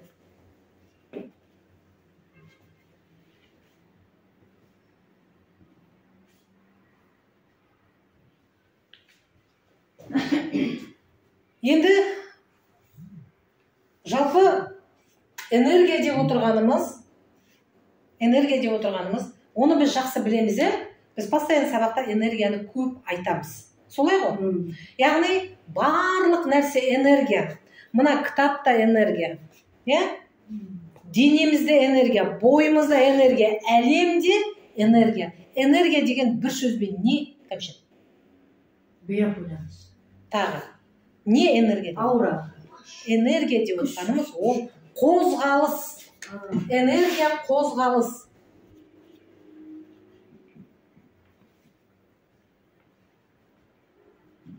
Көрдіңіз ба? Энергия қозғалыс. Мына әлем үздіксіз қозғалыста. Бір сәтте, бір минутта, бір секундта әлем тоқтамайды. Әлемдегі қозғалыс тоқталмайды. Түсіндіңіз ба? Енді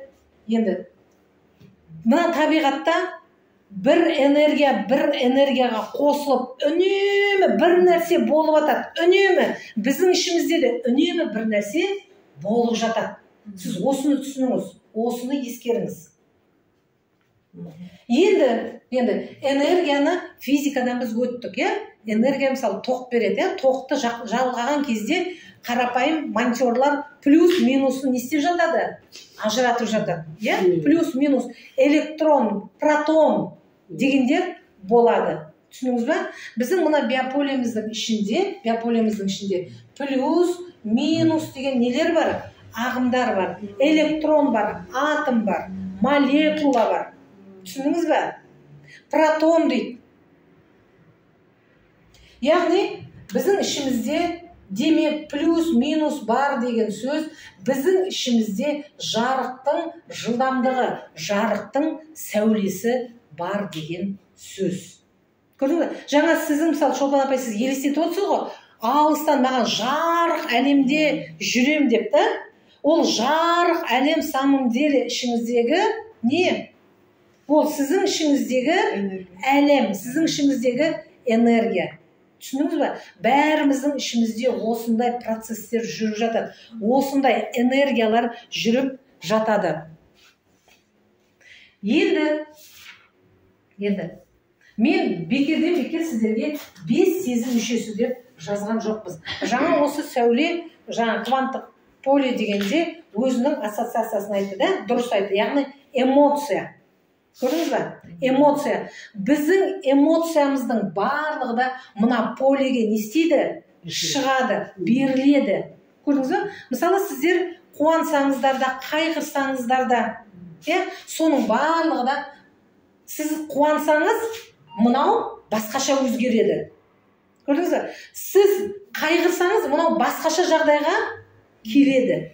Түсіндіңіз ба? Мына биополе ол барлық уақытта бір состояниеде тұрмайды. Ол сіздің мына эмоцияңызға байланысты. Көрдіңіз ба? Эмоция. Сіздің қандай эмоцияңыз бар, сол эмоцияға сәйкес сізде биополе қалыптасады. Яғни сізде кванттық поле қалыптасады. Көрдіңіз ба? Міне. Енді қарайық. Осы жерде мынау сіздерде бәрімізде бір ненің ішінде жүреміз, үнемі поленің ішінде жүреміз. Барлығымыз кванттық поленің ішінде жүреміз. Көрдіңіздер ме? Мынау біздің аурамыз, оболочкамыз. Түсініңіздер ме? Аура деп отқан сол кванттық әлем, кванттық поле. Сіз тоң отқан жоқсыз ба? Жоқ. Енді мынаған келейік. Тағы да сіздер бұны білесіздер жақсы. Яғни біздер сөйлейміз. Кеше осы марафонда біз сөздің құдіреті туралы жақсы білдік, жақсы түсіндік. Сөз.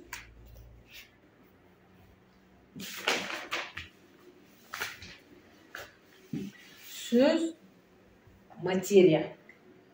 Яғни сіз сөйлеген кезде сізден нелер шығып тұрады биткен?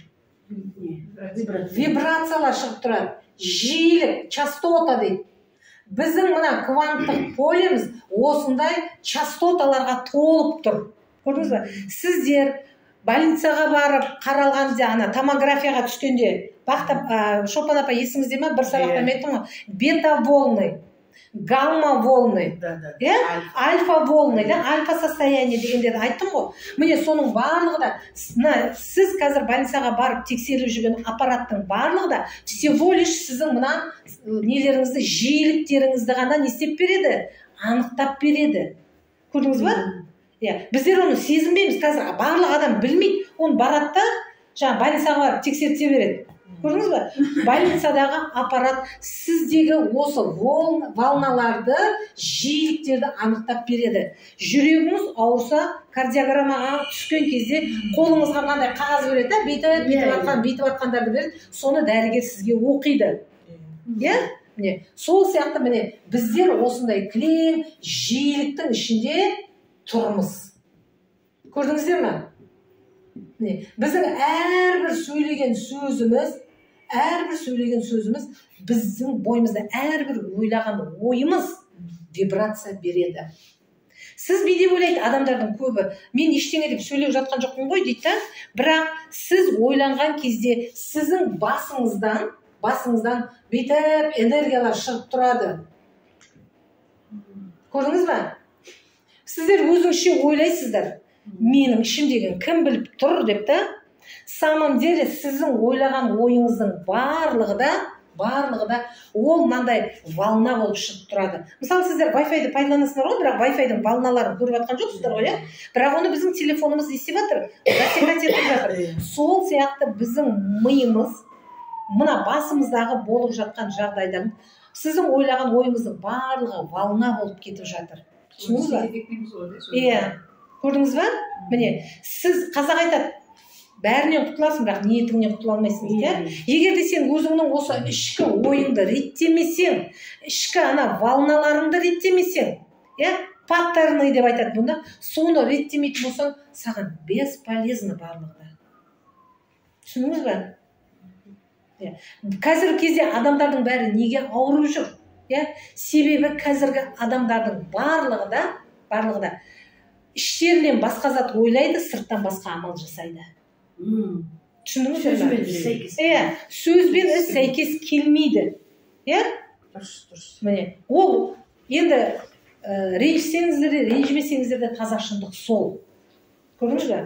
Сіздің өзіңіздің мына ойыңыз, енді қараңыз, сіздің мына биополеңізде жазылып тұр. Енді табиғатта тартылыс заңы бар. Өзгермейтін тартылыс заңы бар. Осыны есіңізде сақтаңыз. Жалпы тартылыс заңы деп отқанымыз это Бог дейді. Мен бұған мысалы өзім сенемін. Жалпы психологияны тереңірек осындай ғылыммен байланыстырып білгеннен кейін мен оған толықтай сенемін. Көрдіңіз ба? Енді сіз өзіңізде неше түрлі сіздің ішіңіздегі ойлаған ойыңыз, барлығы да мына жерде не істеп тұр? Жазылып тұр. Ішіңізде неше түрлі бір жаман ойды ойлап аласыз да, сыртқа шығып сіз жақсы нәрсе болады деп ойлайсыз да? Көрдіңіз ба? Жақсы нәрсе. Мына биополедегі, мына кванттық поледегі энергия мен информация, ақпарат өзгермесе, сіздің өміріңізде ештеңе өзгермейді. Түсіндіңіз ба? Ештеңе өзгермейді.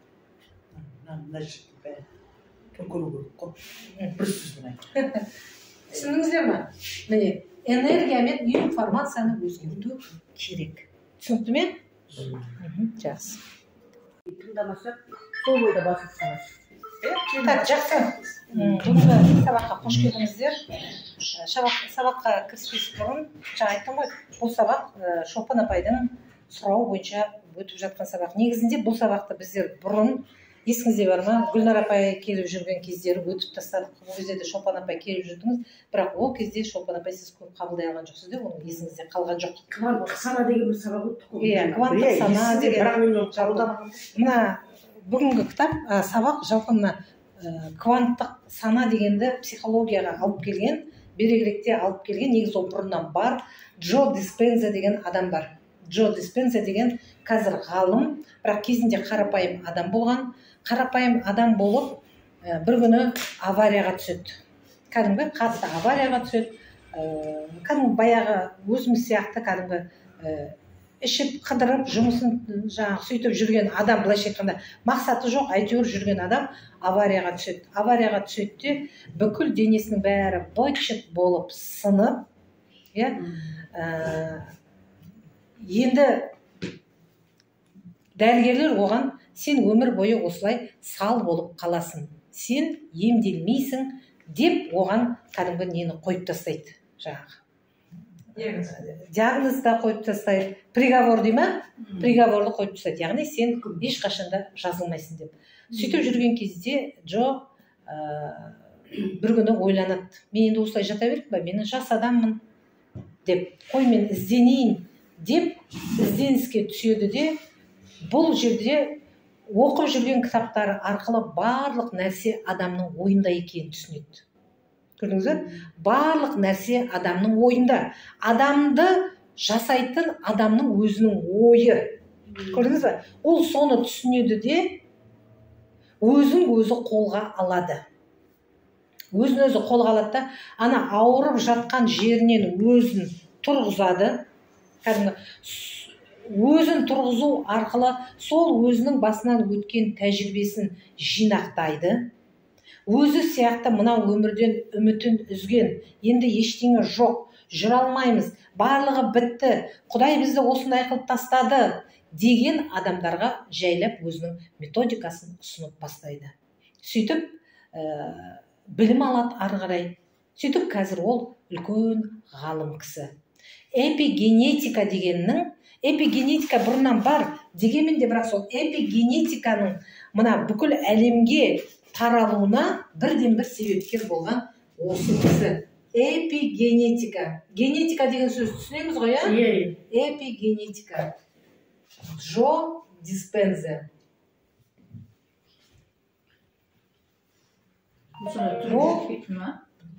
Бұл Европаның ғалымы,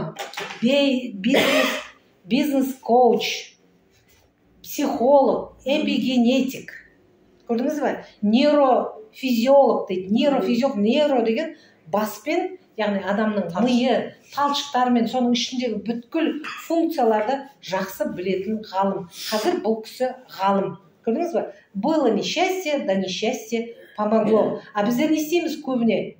Біздің басымызда сондай бірдемеге түсіп қалсақ, аварияға түссек, немесе басқа бір жағдай болатын болса, ауыратын болсақ, біз не істеп аламыз?